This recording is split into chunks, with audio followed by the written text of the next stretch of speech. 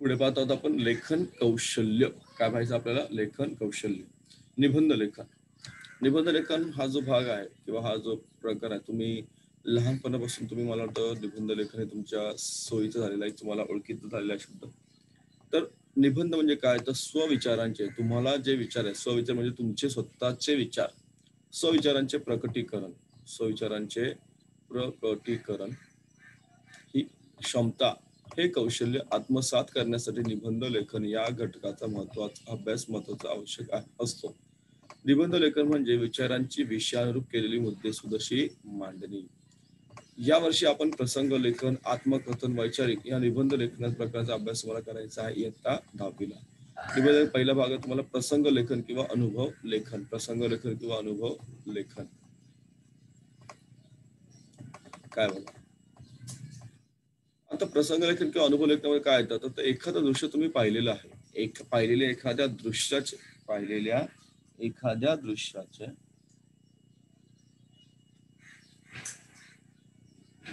हं, एखाद्या व्यक्तीचे किंवा एखाद्या प्रसंगाचे चित्र तुम्ही हुबेहूब शब्दामध्ये रेखाटणे याला वर्णनात्मक निबंध असे म्हणतात. काय म्हणतात तुम्ही एखादा प्रसंग पाहिला, एखादी व्यक्ती पाहिली, एखादं दृश्य पाहिले, तर त्याचा हुबेहूब शब्दामध्ये रेखाटन करणे याला काय म्हणतात? वर्णनात्मक निबंध लेखन किंवा वर्णनात्मक निबंध. तुमची निरीक्षण शक्ती कशी आहे? लेखन शैलीच्या विकासासाठी प्रसंग लेखन, अनुभव लेखन हा घटक महत्वाचा आहे. कोणते मुद्दे तुम्हाला लक्षात ठेवायचे आहे? पहिलं, तुम्हाला प्रसंग लेखन करताना घटनांचा तार्किक विचार करायचा आहे. भाषा प्रभावी पाहिजे, चित्रदर्शी पाहिजे, हुबेहूब वर्णन करणारी असावी. म्हणजे तुमचा जो निबंध हा वर्णनात्मक निबंध बघूनच एखाद्याला वाचूनच समज त्या माणसाच्या डोळ्यासमोर ती व्यक्ती, ते दृश्य किंवा तो प्रसंग समोरासमोर जसं तसं उभा राहायला हवा. भाषा सोपी असावी, खूप कठीण भाषा वापरायची नाही, खूप अलंकारिक भाषा नसावी. लेखन प्रसंगानुरूप संवेदनशील असावे. एक तुम्हाला दिलेलं या ठिकाणी नमुना कृती, की अकस्मात पडलेला पाऊस. काय म्हणतात त्यांनी? अकस्मात पडलेला पाऊस. या विषयावर खालील मुद्दे विचारात घेऊन तुम्हाला लेखन करायचं आहे. पाऊस कसा पडला? अकस्मात. तर पावसापूर्वीचं वातावरण कसं होतं? प्रत्यक्ष पावसाचा निसर्गाचा घेतलेला अनुभव अविस्मरणीय अनुभव होता. तुम्हाला तुमच्यावर झालेला परिणाम या सर्व गोष्टी तुम्हाला काय करायचं? निबंध. आता अकस्मात पडलेला पाऊस लक्षात घ्या. अकस्मात म्हणजे कधीतरी अचानक आलेला पाऊस. अचानक आलेला पाऊस. पुढे बघा. दुसरं तुम्हाला आहे आत्मकथन. दुसरं काय तुम्हाला? आत्मकथन. त्याला बायोपिक किंवा बायोग्राफी सुद्धा म्हणतात. आत्मकथन करताना काय लक्षात ठेवायचे? पहिलं, सजीव आणि निर्जीव घटकांबाबत सर्वसमावेशक विचार तुम्हाला करायचा आहे. आता सजीव आणि निर्जीव या सर्व यांच्या भावना असतात, सुखदुःख असतात, सवयी असतात, उपयोग, कार्य यांचा शोध तुम्हाला निरीक्षण शक्तीने घेता आला पाहिजे. तिसरं म्हणजे आपण स्वतः ती वस्तू आहोत अशी तुम्हाला कल्पना करायची. लक्षात घ्या. आत्मकथनामध्ये तुम्ही स्वतः ती वस्तू आहात असं तुम्हाला एक उदाहरण दिलं बघायचं. मी आरसा बोलतोय. तुम्ही आरसा आहात का? नाही, तुम्ही आरसा नाही, पण तुम्ही आरसा आहात असा विचार करून अशा पद्धतीने तुम्हाला काय करायचंय? आरशाचं आत्मकथन तुम्हाला लिहायचं आहे. चौथं, कल्पनाशक्तीच्या माध्यमातून तुम्हाला नाट्यपूर्ण रीतीने कल्पना मांडायची आणि संपूर्ण लेखन तुम्हाला प्रथम पुरुषी एकवचनी भाषेमध्ये लिहायचं आहे. लक्षात घ्या, एकवचनी भाषेमध्ये लिहायचं असतं. तर खाली मुद्दे आहेत. मी आरसा बोलतोय याचे तुम्हाला आरसा या घटकाचे आत्मवृत्त लिहायचं आहे. काय बघा, तर तुम्हाला सुरू करून करायचं आहे. डावीकडून बघा तुम्हाला इथे. निर्मिती व शोध. आरशाची निर्मिती कशी झाली, आता शोध कसा झाला हे तुम्हाला लिहिता आलं पाहिजे. त्यानंतर आरशाचे शास्त्रीय तत्व काय आहे, आरशाकडे पाहण्याचा दृष्टिकोन काय आहे, आरशाचे महत्व काय आहे. आज आरसा हा असा झालेला आहे की आरसा प्रत्येक घरामध्ये आहे आणि आपण कुठेही जाताना येताना सकाळी आंघोळीनंतर आपण आरशाकडे पाहतो, कुठे जायचं असेल तर पाहतो. पण तो आरशाचे अनेक उपयोग आहेत आणि अनेक गोष्टी आहेत. माणसाच्या चेहऱ्यावरील भाव हाच त्याच्या मनाचा आरसा असतो. हे त्यांनी काय केलं, थोडंसं तुम्हाला इथे अलंकार भाषा ठिकाणी वापरलेली आहे. आणि आरशाचा आनंद व खंत. आता आरसा काय करतो ना, हे सगळं तुम्हाला लिहायचंय. तर आरशाला तुम्ही स्वतः आरसा या ठिकाणी समजून, बरोबर. थोडं जरा वैचारिक गोष्टी आहेत, तुम्हाला थोडासा सराव करणं सुद्धा गरजेचं आहे. तिसरा प्रकार तुम्हाला वैचारिक निबंध. या निबंध प्रकारात काय करतात, तर विचारांना प्राधान्य असते. विचाराला दोन बाजू असतात. लक्षात घ्या, कोणत्याही विचाराला दोन बाजू असतात. नाण्याला दोन बाजू असतात ना, हेड आणि टेल, तुम्ही शिकलेला आहात संभाव्यता प्रोबॅबिलिटी मध्ये. तसंच तुम्हाला विचाराला दोन बाजू असतात. तर सहसा विचार हे दोन प्रकारचे असतात. एक असं तुमचा सकारात्मक विचार आणि एक असं तुमचा नकारात्मक विचार.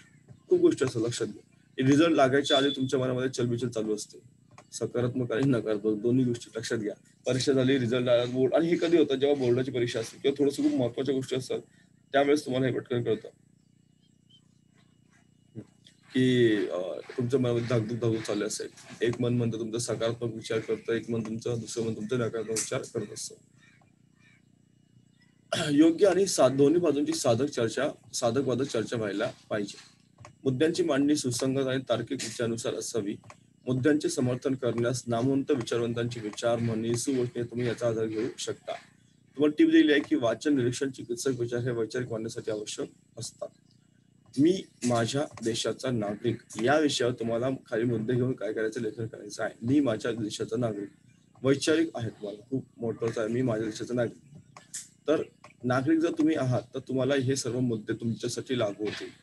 कारण पहिलं म्हणजे तुम्ही काय आहात, जबाबदार नागरिक आहात. जबाबदार नागरिकाचा अर्थ काय होतो की आता समजा जबाबदार नागरिकाचा विचार केला तर तुम्ही देशाची जबाबदारी घेतली पाहिजे. कोणाची जबाबदारी घेतली पाहिजे? देशाची, तुमच्या आजूबाजूच्या परिसराची, तुमच्या चाळीची, तुमच्या बिल्डिंगची, तुमच्या शाळेची, बरोबर, अजून तुमच्या क्लासची जबाबदारी सुद्धा तुम्ही घेतली पाहिजे. त्याचबरोबर तुमच्याकडे देशप्रेम हवं, राष्ट्रीयत्व हवं. आणि देशप्रेम हे नुसतं दाखवण्यापुरतं नकोय, राष्ट्रीयत्व दाखवण्यापुरतं नकोय. त्याच्या मागे तुम्हाला याची जाणीव पाहिजे. तुम्हाला जाणीव पाहिजे आणि तुम्हाला हे जिथे गरज आहे त्या ठिकाणी तुम्ही देशप्रेम आणि राष्ट्रीयत्व दाखवू शकता. पाठ्यपुस्तकातील प्रतिज्ञा आहे, त्याचा संदर्भ तुम्ही द्यायचा आहे. पाठ्यपुस्तकामध्ये प्रतिज्ञा आहे, तुम्ही सकाळी सकाळी शाळेत गेल्यानंतर दररोज प्रतिज्ञा म्हणता, बरोबर की नाही? पुढे हक्क आणि कर्तव्य. नागरिकांचे काही हक्क आहेत आणि नागरिकांचे काही कर्तव्य आहेत. तुम्ही जर नागरिक शास्त्राचा विचार केला किंवा पॉलिटिकल सायन्सचा विचार करत असाल तुम्ही नागरिक शास्त्राचा, तर माझ्या मते इयत्ता 6वी-7वी पासून तुम्हाला हळूहळू या गोष्टी माहिती असतील. कारण नागरिकांची हक्क आहेत. नागरिकांचे जवळजवळ ना 6 प्रकारचे हक्क आहेत आणि नागरिकांची 11 कर्तव्य आहेत. मी जर चुकत नसेल तर प्लीज बघा. नागरिकांची आपल्या भारतीय राज्यघटनेमध्ये नागरिकांचे हक्क दिलेले 6 प्रकारचे आणि नागरिकांचे नागरिकांचे हक्क दिले आहेत 6 प्रकारचे. नागरिकांचे कर्तव्य सुद्धा दिलेले आहेत. 11 कर्तव्य आहेत नागरिकांची. देश माझा आहे, मी देशाचा, ही भावना आपल्यामध्ये हवी. देशाच्या सद्यस्थितीचे ज्ञान, तुम्हाला देशाची सद्यस्थिती माहित पाहिजे तुम्हाला. आणि स्ववर्तन, तुम्ही काय करू शकता. तर प्रत्येक गोष्ट आपण जर सरकारवर सोडली तर चालेल का? नाही. लक्षात घ्या, प्रत्येक सरकार सोडून चालेल का आपल्याला? नाही. तर काही गोष्टी सुरुवात तुम्ही स्वतःहून सुद्धा करायला हवी. जिथे जिथे शक्य आहे तुम्ही स्वतःहून प्रयत्न करायला पाहिजे. तुमचे कर्तव्य काय, तुमचे हक्क काय ते तुम्हाला माहित पाहिजे. तर इयत्ता 9वीच्या मराठीच्या विषयाचं जे कुंभाभाचे पुस्तक आहे त्या पानावरचा जो त्या पुस्तकातील पान नंबर 112, 113, 114 यातील मजकूर सुद्धा तुम्हाला लेखन कौशल्यासाठी अधिक संदर्भ तुम्हाला पाहायचा आहे. आपण ते पुस्तक पण ओपन करूया आणि त्याचा सुद्धा आपण या ठिकाणी अभ्यास करूया. 112, 113, 114. आता आपण हे इयत्ता 9वीचं पुस्तक तुमच्या समोर आपण घेतलेलं आहे. कारण त्यांनी दिलंय थोडा काय म्हणतात रेफरन्स दिलेलाच आहे, तर आपण पाहून घेऊया. वेळ आपल्याकडे आहे. लेखन कौशल्य दिलंय तुम्हाला, हे त्याचं 9वीचं पुस्तक आहे. तर या इयत्तेमध्ये म्हणजे आता तो विषय सोडून द्या, तुम्ही 10वीला तुम्हाला लेखन कौशल्याच्या प्रकारचा अभ्यास करायचा. निबंध लेखन या विषयानुसार विचारांची मुद्देसूद मांडणी, एखाद्या विषयाच्या अनुषंगाने आपल्याला मनात येणारे विचार, भावना, कल्पना, स्वानुभव यांची तुम्हाला मांडणी करायची आहे. लेखनासाठी आवश्यक गोष्टी काय आहेत तर बघा, हे मगाशी झालेलं आहे, फक्त थोडंसं तुम्हाला एक रिव्हिजन टाईप आहे. बघा, हे तुम्हाला निरीक्षण करता यायला हवं, तुमचं वाचन व्यवस्थित हवंय, बहुश्रुतता, शब्दसंपत्ती, चिकित्सक विचार, कल्पना, भावना, अनुभव, चिंतन, प्रभावी भाषा, विषयानुरूप शैली. पुढे बघा, प्रसंग लेखन. मगाशी तुम्हाला सांगितलं होतं तेच प्रसंग लेखन या ठिकाणी दिलेलं आहे. इथे बघा उदाहरण काय ते पाहूया. आता गणित ऑलिम्पियाड एक स्पर्धा झाली होती. या स्पर्धेमध्ये दापोली जिल्ह्यातील मंगल दापके महाराष्ट्रातून प्रथम.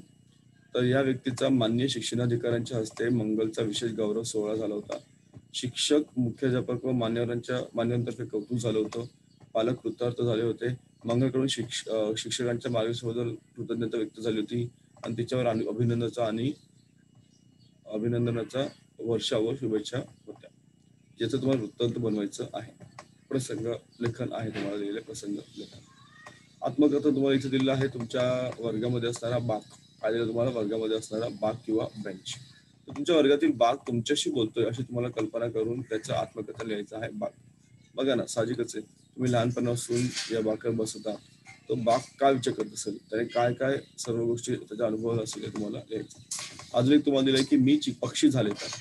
आता मुलगी असेल तर मी पक्षी झाले, तर मुलगा असेल तर मी पक्षी झालो तर.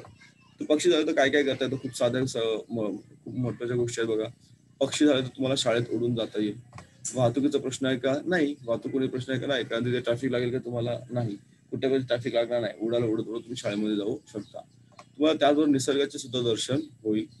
प्रवासामध्ये तुम्हाला तिकिटाची गरज पडणार नाही, बरोबर की नाही? तुम्हाला रिक्षाने जायची गरज नाहीये, बसने जायची गरज नाहीये, तुम्हाला कुठल्या प्रकारे तिकीटच लागणार नाही, तुम्हाला विजा पण लागणार नाही, पासपोर्ट पण लागणार नाही. तुम्ही कुठेही भ्रमंती करू शकता जर तुम्ही काय झालात, पक्षी झालात तर. काय झालात? पक्षी अजून तुमच्या गावाला जाऊ शकता, तुम्ही कुठेही इतर ठिकाणी फिरायला जाऊ शकता. तुमचं जीवन हे स्वच्छंदी असेल. जीवन कसं असेल? स्वच्छंदी असेल, पण काही खंत असतील, बरोबर? काही खंत असेल, संवाद बंद होईल, त्यामुळे ती खंत तुम्ही या ठिकाणी मांडू शकता.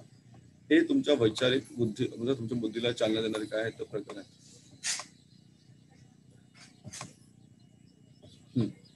हे येत नाही तुम्हाला परीक्षेला. चौकडी शब्द वापरायच्या म्हणी यांचा वापर करून हे काही येत नाही असं गोष्ट तुमच्या पॅटर्न मध्ये नाही.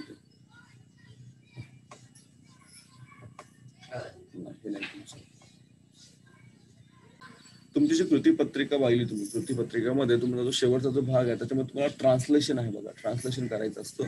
याचं तुम्ही बघितला तुम्हाला मराठी शब्द लिहिला असतो, सॉरी इंग्लिश शब्द असताना मराठी शब्द तुम्हाला लिहायचा असतो. ऍब्सेन्स, तर ऍब्सेन्सचा अर्थ काय होतो? अनुपस्थिती. हे जे शब्द तुमच्या पुस्तकात दिलेले आहेत ते सर्व शब्द वाचून घ्या, व्यवस्थित वाचा. मी तर म्हणतो वाचण्यापेक्षा तुम्ही पाठ केलं तरी चालते, सोपे सोपे शब्द आहेत. हे परीक्षेला येतात, 2-2 मार्क हाताच्या असतात, तुम्ही घालवू नका. अकॅडमिक क्वालिफिकेशनचा अर्थ शैक्षणिक अर्हता. ऍक्शन म्हणजे कार्यवाही किंवा कृती. अफिडेव्हिटचा अर्थ होतो शपथपत्र. एजंट, एजंट म्हणजे अभिकर्ता किंवा प्रतिनिधी. ऍप्लिकेशन फॉर्म म्हणजे आवेदन पत्र. हे मराठी शब्द आपल्याला लिहिता आले पाहिजे. तुम्हाला इंग्लिश शब्द दिला ऍप्लिकेशन फॉर्म, तुम्हाला विचारलं याचा मराठीमध्ये अर्थ लिहा, तुम्हाला लिहिता आलं पाहिजे आवेदन पत्र. अर्ज नाही का, बरेच मुलं अर्ज लिहून ठेवतात, अर्ज नाही. अनिव्हर्सरी म्हणजे काय? वर्धापन दिन. अनिव्हर्सरी म्हणजे वर्धापन दिन. बेंच, बेंच म्हणजे आसन किंवा न्यायासन. बायोडेटा म्हणजे स्वपरिचय. बोनाफाईड सर्टिफिकेट, वास्तविकता प्रमाणपत्र. बुक पोस्टचा अर्थ होतो पुस्तक प्रेस.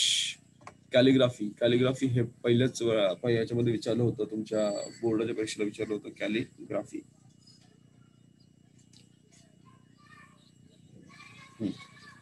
तुमच्यातले काही मुलं गावी आहेत त्यामुळे त्यांना कधी कधी नेटवर्क वगैरे नसतो असं.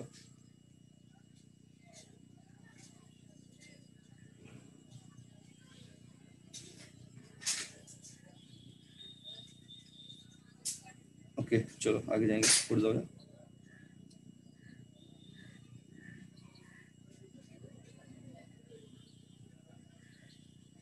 हा, कॅलिग्राफी म्हणजे सुलेखन. कॅलिग्राफी म्हणजे सुलेखन. चिल्ड्रन्स थिएटर म्हणजे बाल रंगभूमी. कॉमेडी, कॉमेडी म्हणजे काय? सुखात्मिका. बघा शब्द, कॉमेडी आपण नेहमी ऐकतो, कॉमेडी म्हणजे आपण हसतो नेहमी, पण हसतो त्याचा अर्थ काय? तो सुखात्मिका. सेन्ससचा अर्थ होतो जनगणना, जी यावर्षी आपली होणार होती, परंतु या कोरोनामुळे जनगणना यावर्षी नाही झाली, तर पुढच्या वर्षी कदाचित जाईल. कारण यावर्षी 2020 ला जर जनगणना झाली असती तर आपल्या सर्व त्याचे जे रिझल्ट आहेत ते आपल्याला पुढच्या वर्षी 2021 ला मिळाले असते. जनगणना आपल्याकडे दर 10 वर्षांनी होत असते, तर यावर्षी व्हायला होती म्हणजे, पण या कोरोनामुळे सर्व हे थांबून राहिले यावेळेस. का? 2021 मध्ये जनगणना होईल आणि त्याचे रिझल्ट आपल्याला मिळते 2021 मध्ये. ठीक आहे, असं. सेन्सस म्हणजे काय? जनगणना. कॅज्युअल लिव्ह, तुमच्या वडिलांना विचारा, त्यांना सीएल, सीएल हा शॉर्ट फॉर्म माहित असेल, सीएल. तुमच्या वडिलांना विचारा, ते कामाला जात असतील आणि त्यांचं जे जॉब वगैरे असेल त्यांना सीएल माहित आहे. कॅज्युअल लिव्ह म्हणजे नैमित्तिक रजा. एखादं काहीतरी कारण आहे, काम आहे एखादं, अशा वेळेस जे एखादी सुट्टी घेतात, मध्येच एखादी सुट्टी घ्यावी लागेल, त्याला सीएल म्हणतात. कॅटेगरी म्हणजे प्रवर्ग. कमेंटेटर म्हणजे भाष्यकार किंवा समालोचक. करस्पॉन्डन्स म्हणजे पत्र व्यवहार. कॉर्पोरेशन म्हणजे महामंडळ किंवा निगम. हे विचारतात परीक्षा, हे आलं होतं परीक्षेला कॉर्पोरेशन मध्ये. डेली अलाउन्स म्हणजे दैनिक भत्ता. डेली वेजेस म्हणजे दैनिक वेतन किंवा रोजंदारी. ह्यामध्ये फरक आहे. डील अलाउन्स हा गव्हर्नमेंटवाल्यांना मिळतो, दैनंदिन भत्ता मिळतो असं गव्हर्नमेंटवाल्यांना, जे म्हणजे ज्यांचं काम वेगवेगळ्या प्रकारची कामं त्यांना मिळतात. आणि डेली वेजेस हा प्रकार वेगळा आहे, जो जी लोक बिचारे म्हणतात ना रोजंदारी काम करतात, दररोज कामाला त्यांना डेली वेजेस मिळत असतात. पुढे काय बघा, बुक स्टॉल. बुक स्टॉल म्हणजे पुस्तक विक्री केंद्र. ड्रामा म्हणजे नाटक. डिसमिस म्हणजे बडतर्फ. हा पण शब्द परीक्षेला विचारला होता, डिसमिस म्हणजे बडतर्फ. ड्यू डेट म्हणजे नियत दिनांक, त्याच्या पुढे तुम्ही एका दिवशी करू शकत नाही ड्यू डेट मध्ये त्याला. ऑन लिव्ह म्हणजे अर्जित रजा. एक्सचेंज म्हणजे देवाणघेवाण किंवा विनिमय. एक्सप्रेस हायवे विचारला होता परीक्षेला. द्रुतगती महामार्ग हा प्रश्न विचारला होता. एक्सप्रेस हायवे म्हणजे द्रुतगती महामार्ग. इव्हेंट म्हणजे घटना. एक्झिबिशन म्हणजे प्रदर्शन. काही शब्द फार सोपे आहेत, जे तुम्हाला नेहमीचे आहेत, जे तुम्ही ओळखू शकता. तुम्ही त्याच्यामध्ये काही खूप असं वेगळं डोक्याला लावायची गरज नाही पडत, पटकन करतात. काही शब्दांचे अर्थ आपल्याला वाटतं एक्सप्रेस हायवे, आपल्याला माहिती एक्सप्रेस हायवे काय, तर मराठीमध्ये अर्थ करायला गेलो थोडंसं आपण कठीण पडतो. फीडबॅक म्हणजे काय, तर प्रत्याभरण. फीडबॅक म्हणजे प्रत्याभरण. त्यानंतर डॉक्युमेंटरी विचारतात, हा विचारलं होतं डॉक्युमेंटरी सुद्धा माहितीपट. लिरिक म्हणजे भावगीत, लक्षात घ्या, लिरिक म्हणजे भावगीत. मॅगझिन म्हणजे नियतकालिक. मॅगझिन म्हणजे नियतकालिक. मेडिकल एक्झामिनेशन ज्याला होतं वैद्यकीय तपासणी. मॉर्गेज. मॉर्गेज म्हणजे काय, गहाण किंवा तारण. त्यानंतर नो ऑब्जेक्शन सर्टिफिकेट, NOC ना हरकत प्रमाणपत्र. न्यूज एजन्सी वृत्तसंस्था. ऑफिशियल रेकॉर्ड अभिलेख. ओरिएंटेशन निदेशन किंवा उद्बोधन. ओव्हरटाईम म्हणजे अतिरिक्त काल. तुम्ही एवढे शब्द जरी केलेत ना तुमच्या पुस्तकात, म्हणजे आज पुढे शब्द आहेत अजून, एवढे जरी केलेत ना, तर तुम्हाला बरेचसे जे एक्झामला प्रश्न आहेत ते याच्यातूनच तुम्हाला सहसा विचारलेले असतात. आपण याच्याकडे एवढं लक्ष देत नाही, म्हणून नाही लक्ष देत. त्यांना वाटतं पुस्तक म्हणजे काय, जाऊ दे, लक्ष देत नाही लोक पुस्तकाकडे. पण तसं नाहीये. पुस्तक हे तुमच्यासाठी खूप महत्वाचं आहे बाळांनो. पुस्तकातून तुम्ही जेवढा अभ्यास करा तोच तुमच्यासाठी खूप महत्वाचा असतो. फेलोशिप थोडंसं फास्ट घेतो. फेलोशिप, अभिछात्रवृत्ती, जनरल मीटिंग, सर्वसाधारण सभा, गव्हर्नमेंट लेटर, शासकीय पत्र, गुडविल, सदिच्छा, हाफ इयरली, अर्धवार्षिक, ऑनरेबल्स, माननीय, ह्युमॅनिझम, मानवतावाद. इंडेक्स म्हणजे अनुक्रमणिका किंवा सूची, निर्देश सूची. इनिशियल्स म्हणजे आद्याक्षरे. इंटरप्रिटर म्हणजे द्विभाषी किंवा भाषांतरकार. ओपन लेटर म्हणजे अनावृत्तपत्र. पार्ट टाइम म्हणजे अंशकालीन किंवा अर्धवेळ. पेटंट म्हणजे एकस्व किंवा अधिहक्क. प्रेस नोट, प्रसिद्धीपत्रक. प्रोग्राम म्हणजे कार्यक्रम. पॉकेट मनी, हात खर्च. कोरम म्हणजे जनसंख्या. क्वालिटेटिव्ह गुणात्मक, आणि क्वांटिटेटिव्ह झालं तर ते संख्यात्मक येतं. रजिस्टर्ड लेटर, नोंदणीकृत पत्र. रिझर्वेशन, आरक्षण. रिव्हॅल्युएशन, पुनर्मूल्यांकन. 10वीच्या मुलांना हा शब्द लक्षात ठेवावा लागतो, कारण जर तुम्हाला कधी चुकून कमी मार्क पडले तर तुम्ही तुमचा जो पेपर आहे तो रिव्हॅल्युएट करू शकता, पुनर्मूल्यांकित करू शकता. कधी कधी मुलांचे मार्क्स वाढतात, त्यामध्ये कधी कधी कमी पण सुद्धा होतात. असं. पुढे बघा, हे हातकून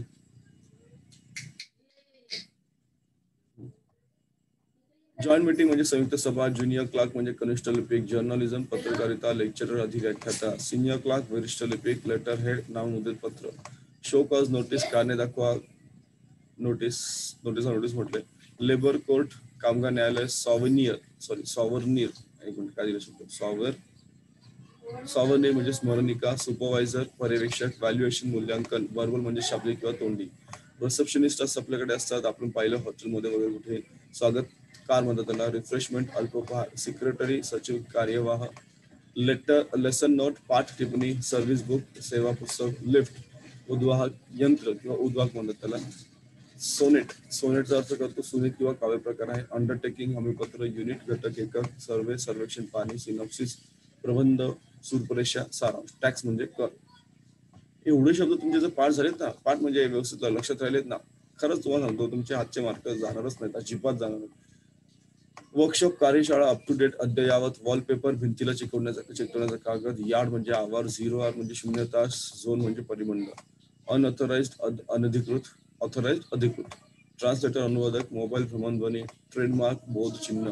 ट्रान्सपोर्ट, परिवहन. थेरपी म्हणजे उपचार पद्धती. टॅक्स म्हणजे कर. तर एवढे तुमचे शब्द आहेत ते खरंच लक्षात घ्या तुम्ही, तुम्हाला येतातच परीक्षेला. बाकी तुमच्या म्हणी वगैरे सुद्धा आहेत बघा, पुढे आहेत की नाही बघूया. नाही, याच्या पुढे नाही तुम्हाला, ते पण घेऊया म्हणी किंवा काय आहे तो पण एक भाग आपण घेऊया. तुम्हाला पुढे आहे का बघूया.